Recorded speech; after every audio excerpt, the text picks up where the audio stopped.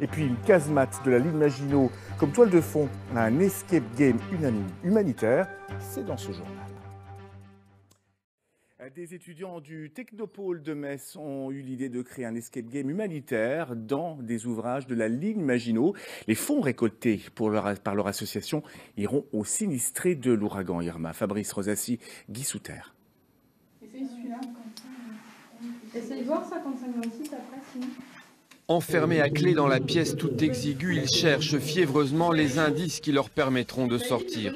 Pour Chloé et ses amis, le jeu commence ici, dans ce qui fut une chambrée de soldats. Nous sommes en 1940, dans un ouvrage de la ligne Maginot. La règle du jeu, c'est quoi aujourd'hui? Ne pas dormir ici. Voilà, exactement. C'est donc de réussir à sortir en temps et en heure.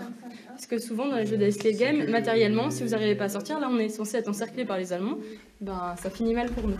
Plongé dans le noir, le groupe va devoir rétablir le courant, puis résoudre de nombreuses énigmes.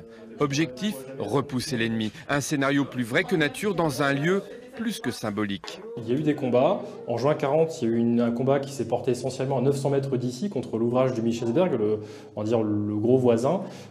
Et des combats se sont passés au niveau de ces casemates. Pourquoi? Parce que des unités allemandes ont tenté de s'infiltrer.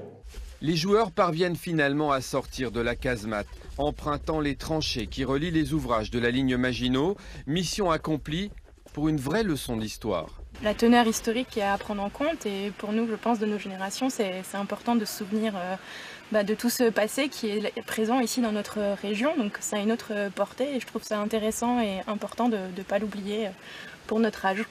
Un escape game original et engagé, puisque les fonds récoltés ce week-end permettront d'aider les sinistrés de Saint-Martin touchés par l'ouragan Irma.